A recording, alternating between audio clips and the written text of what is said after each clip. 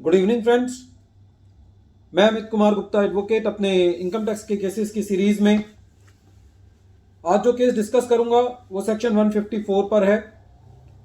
और इंटरेस्टिंग बात यह है कि एसएससी को सेक्शन 154 के ऑर्डर के अगेंस्ट भी हाई कोर्ट तक जाना पड़ा। केस बहुत ही इंटरेस्टिंग है। केस का नाम है Kolar and Chikballapur district cooperative bank limited versus Assistant Commissioner of Income Tax. This case has been reported in 439 ITR at page number 678 and the matter has been decided by Karnataka High Court and the date of the order is 1st September 2021. Case के facts इस तरीके से हैं। इस case के अंदर SSC का assessment order pass किया गया और एसएससी को किसी एक साल का जो लॉस था उसको सेट ऑफ अलाउ कर दिया गया, बिना ये ध्यान दिए हुए कि उस साल की रिटर्न जो है वो टाइम पे फाइल हुई है या नहीं हुई। कहने का तात्पर्य यह है कि एसएससी को एक लॉस का सेट ऑफ मिल गया।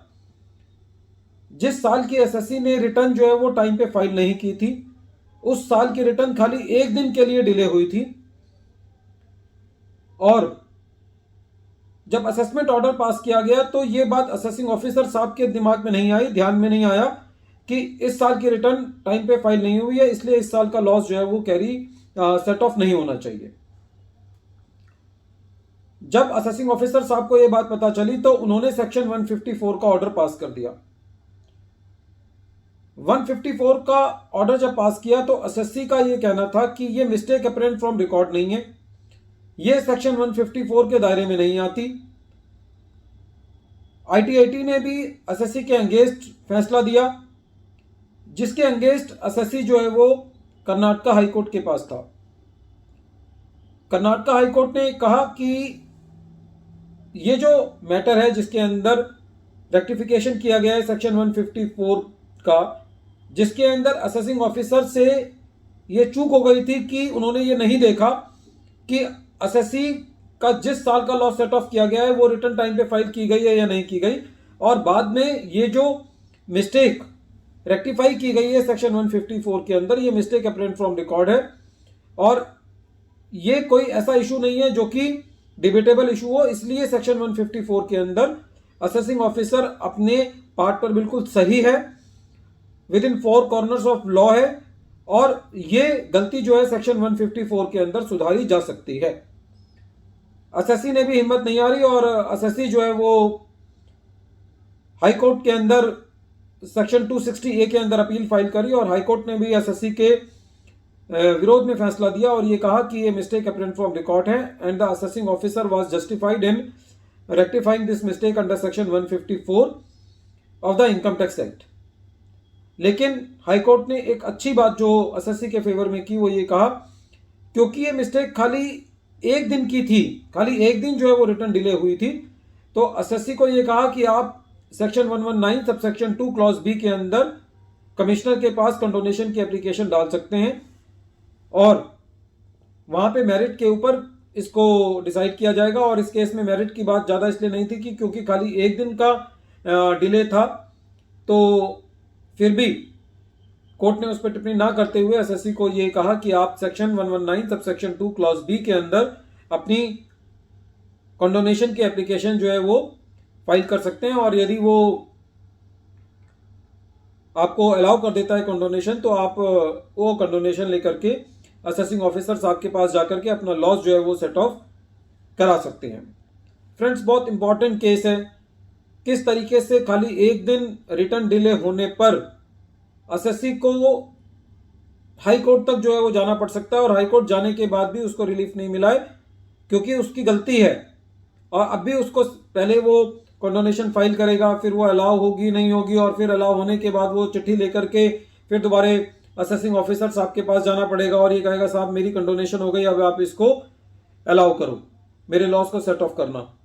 तो आज के टाइम में कंप्लायंसेस इतने ज़रूरी है टाइम पे फाइल करना कि यदि आप कंप्लायंसेस टाइम पे फाइल नहीं करते तो आपकी पूरी की पूरी एग्जम्पशन जा सकती है, आपका जितना लॉस हुआ है वो बेकार हो सकता है। खासकर एनजीओज के केस में यदि आपने फॉर्म 10 जो है वो ऑनलाइन टाइम पे फाइल नहीं किया, आपने अपनी रिटर्न टाइम पे फाइल नहीं करी, तो आपकी पूरी की पूरी एग्जाम्शन जो है वो उस साल के लिए खराब हो सकती है। तो nowadays in this era of computerisation, the timely compliance of all the returns is very essential. क्योंकि पहले तो ऐसा होता था, आपने नहीं भी टाइम पे फाइल किया तो सिस्टम नहीं पकड़ता था, असेसिंग ऑफिसर से छूट जाता था। लेकिन अब तो सिस्टम है, यदि आप सिस्टम के अंदर आपने अपनी रिटर्न्स की डेट डाली हुई है तो वो अपने आप उसको कैलकुलेट कर लेगा कि इस साल का लॉस सेट ऑफ करना है या नहीं करना। तो असेसी को किसी भी तरीके का इसमें रिलीफ नहीं मिलने वाला है कि जहां पे वो डिले करता है, डिले टैक्टिस जो है वो अब काम नहीं करेगी। The assessee has to be very very vigilant in doing all his compliances, especially in filing the returns on time। और कुछ केसेस में तो ये भी देखा गया है कि रिटर्न टाइम ना फाइल करने के ऊपर हाई कोर्ट ने भी ये कहा है कि आपको प्रोसिक्यूट जो है वो किया जा सकता है। तो all the timeliners are very important, whether it is claiming of the loss और whether it is claiming the refund और whether it is claiming the exemption under section 12A।